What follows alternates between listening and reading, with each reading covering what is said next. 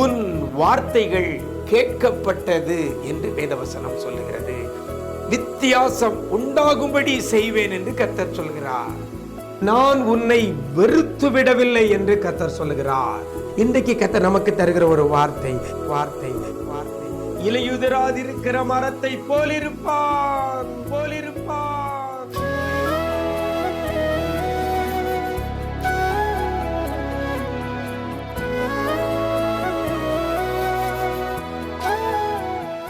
கிறிஸ்துவில் பிரியமானவர்களே, ஆண்டவரும் இரட்சகருமாக இயேசு கிறிஸ்துவின் ஈடு இணையற்ற நாமத்தில் உங்களுக்கு அன்பின் வாழ்த்துக்கள். நல்லா இருக்கிறீங்களா? எல்லாரும் ஆண்டவர் கிருபையில நல்லா இருப்பீங்கன்னு கர்த்தருக்குள் நம்புகிறேன். இந்த நாளிலும் கூட இந்த விசேஷித்த வார்த்தை நிகழ்ச்சி மூலமாக இன்றைக்கு உங்களுக்காக வேதத்திலிருந்து ஒரு வசனத்தை வைக்கிறேன். சங்கீதங்களின் புஸ்தகம் 1 சங்கீதம் 3 வசனம் இவ்வாறாக சொல்கிறது, இலையுதிராதிருக்கிற மரத்தை போலிருப்பான் என்று வேதவசனம் சொல்லுகிறது. இலையுதிராதிருக்கிற மரத்தை போலிருப்பான். எந்த மரம் இலையுதிராது இருக்குமோ அந்த மரத்தை போலிருப்பான் என்று வேதவசனம் சொல்கிறது. ஒரு மரம் செழிப்பாக இருந்தால் இலை நிறையா இருக்கும். ஒரு மரம் நல்ல ஆரோக்கியமாக இருக்கும்போது அதில் இலைகள் இருக்கும். ஏதோ ஒரு நோய் வரும் பொழுது இலைகள் எல்லாம் உதிர்ந்து விடுகிறது. அப்போ ஒரு மரம் செழிப்பாக இருக்கிறதை நம்ம எதனால் அறிந்து கொள்ளலாம்? அதில் இருக்கக்கூடிய இலை அப்படி தழை அப்படி கொழுமையாக இருக்கிறத பார்த்து தான் அது செழிப்பாக இருக்குதுன்னு சொல்லுவோம். இந்த ஆண்டவர் இன்னைக்கு ஒரு மனுஷனை குறித்து சொல்லிட்டு, அவன் இலையுதிராது இருக்கிற மரத்தை போல் இருப்பான் என்று வேதவசனம் சொல்லுகிறது. இன்னைக்கு நம்முடைய வாழ்க்கையில் நம்முடைய தொழில் எப்படி இருக்கிறது? நம்முடைய சரீர ஆரோக்கியம் எப்படி இருக்கிறது? நம்முடைய குடும்ப உறவுகள் எப்படி இருக்கிறது? செழிப்பாக இருக்குதா இல்லை காஞ்சி போய் இருக்கிறதா?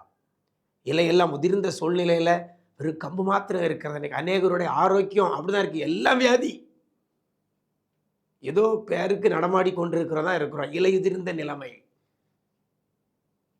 தொழில் எடுத்துக்கிட்டால் ஏதோ பேருக்கு ஒரு தொழில் இருக்கிறது, வருமானம் ஒன்றும் இல்லை, நஷ்டத்தில் போயிட்டு இருக்கிறது. இலை உதிர்ந்த தொழில். எனக்கு அருமையான தேவ ஜனமே, சிலருடைய எதிர்காலமே உதிர்ந்து போய் காணப்படுகிறது. சிலருடைய ஆவிக்குரிய காரியம் இலை உதிர்ந்து போய் காணப்படுகிறது.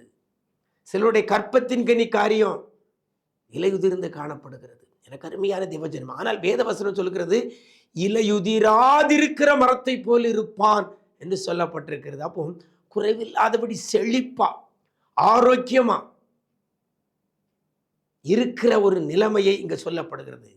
யார் இலையுதிராதிருக்கிற மரத்தை போல் இருப்பான் அப்படின்னு சொல்லி பார்த்தீங்கன்னா 2 வசனத்தில் அழகா சொல்லப்படுகிறது, கர்த்தருடைய வேதத்தில் பிரியமாய் இருந்து இரவும் பகலும் அவருடைய வேதத்தில் தியானமாய் இருக்கிற மனுஷன் அவன்தான் இலையுதிராதிருக்கிற மரத்தை போல் இருப்பான்.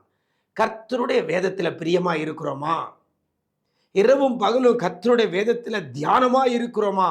2 காரியம். ஒன்று, பிரியமாய் இருந்து தியானம் பண்ணணும். சிலர் பிரியமா இல்லாம நிர்பந்தத்தின் பேரில் வேதவசனத்தை வாசிக்கிறாங்க. சில வீடுகளில் பெற்றோர்கள், நீ வேதம் வாசித்தாதான் உனக்கு இன்னைக்கு சாப்பாடு அப்படின்னு சொல்கிறாங்க. நீ வேதம் வாசித்தாதான் இது நிர்பந்தம். அதனால இந்த நிர்பந்தத்துக்கு பணிந்து பிள்ளைகள் வேதம் வாசிக்கிறது. அப்படி அல்ல, பிரியமாயிருந்து. அவசரம் தெளிவாய் சொல்கிறது, கர்த்தருடைய வேதத்தில் பிரியமாயிருந்து இரவும் பகலும் அவருடைய வேதத்தில் தியானமாயிருக்கிற மனுஷன் பாக்கியவான். அவன் தான் நீர்க்கால்களின் ஓரமாய் நடப்பட்ட மரமாயிருப்பான். அவன்தான் இலையுதிராதிருக்கிற மரத்தை போல் இருப்பான். எனக்கு அருமையான தேவஜனமே, நீங்கள், உங்கள் குடும்பம், உங்கள் பிள்ளைகள், உங்களுடைய தொழில், உங்களுடைய கையின் பிரயாசம், உங்களுடைய சரீர ஆரோக்கியம், இவை எல்லாம் இலையுதிராதிருக்கிற மரத்தை போல இருக்க வேண்டுமானால் நீங்கள் செய்ய வேண்டிய காரியம், வேதத்தில் பிரியமாக இருந்து வேதத்தை இரவும் பகலும் நீங்கள் தியானிக்கிற மகனாக, வாசிக்கிற மகனாக அல்ல, வாசிக்கிற மகளாக அல்ல, தியானிக்கிற பிள்ளையாக நம்ம இருந்தால் கர்த்தர் நம்முடைய வாழ்க்கையில் ஒவ்வொரு கட்டத்திலையும், ஒவ்வொரு காலகட்டத்திலையும், ஒவ்வொரு நிலைகளிலையும் இலையுதிராதிருக்கிற மரத்தை போல கர்த்தர் உங்களை என்னை மாற்றுவார். பிரியமானவர்களே, வேதத்தில் பிரியமாயிருங்க. ஆசையாக வேதத்தை வாசிங்க, ஆசையாய் தியானிங்க, நேரத்தை ஒதுத்து வேதத்தை நல்ல தியானம் பண்ணுங்க. கர்த்தர் உங்களையும் இலையுதிராதிருக்கிற மரத்தை போல உங்களை மாற்றுவார். உங்கள் தொழில் இலையுதிராதிருக்கிற மரத்தை போல இருக்கும். உங்களுடைய வேலை இலையுதிராதிருக்கிற மரத்தை போல இருக்கும். உங்களுடைய ஆவிக்குரிய காரியங்கள் இலையுதிராதிருக்கிற மரத்தை போல இருக்கும். உங்களுடைய குடும்பமே இலையுதிராதிருக்கிற மரத்தை போல செழித்திருப்பீர்கள். அப்படிப்பட்ட கிருபை கர்த்தர் தருவாராக. நாம் ஜெபிக்கலாமா? எங்களை நேசிக்கிற நல்ல பிதாவே, ஆசீர்வதிக்கப்பட்ட இந்த நல்ல நாளிலே கூட இலையுதிராதிருக்கிற மரத்தை போலிருப்பான் என்று சொல்லியிருக்கிறீங்கப்பா. இந்த நாளிலே கூட இலையுதிராதிருக்கிற மரத்தை போல ஒவ்வொரு பிள்ளைகளையும் தேவனாகிய கர்த்தர் மாற்றுவீராக. என் வாழ்க்கை எல்லாம் இழந்த நிலையில இருக்கிறேன், எல்லாம் உதிர்ந்து போய் இருக்கிறது, தனியா இருக்கிறேன், நிர்பந்தமான சூழ்நிலையில் இருக்கிறேன் என்று சொல்லி இந்த வேளையில இணைந்து ஜெபிக்கிற பிள்ளைகளை உடைய கரத்தில் கொடுக்கிறோம். இலையுதிர்ந்த போல காணப்படுகிற மரங்களை, அப்படிப்பட்ட மனிதர்களை, அப்படிப்பட்ட பிள்ளைகளை ஒரு செழிப்புள்ள பிள்ளைகளாக நீங்க மாற்றுவீராக.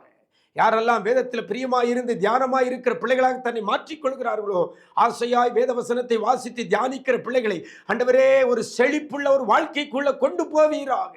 குறைவில்லாதபடி நிறைவான வாழ்க்கையில கொண்டு போங்கப்பா. நன்மையும் கிருபையும் தொடரட்டும் ஆண்டவரே. இதிலும் பெரிதானவைகளை காண உதவி செய்யுங்க. இன்னைக்கு பிள்ளைகள் எங்க போறாங்களோ அப்படி சமூகம் முன் செல்லட்டும். செய்கிற காரியம் அத்தனையும் வாய்க்கட்டும் ஆண்டவரே. ஒரு செழிப்புள்ளதாக மாற்றுங்க. தொழிலை, சரீர ஆரோக்கியத்தை செழிப்புள்ளதாக மாற்றுங்க. குடும்ப சமாதானத்தை செழிப்புள்ளதாக மாற்றுங்க. தேவன் நீர் செய்ய போறதற்காக நன்றி சொல்லுகிறோம்.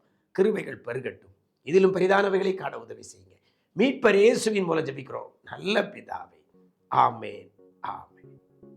பிரியமானவர்களே, வேத மேல பிரியமாயிருந்து வேதத்தை இரவும் பகலும் வாசித்து தியானிங்க.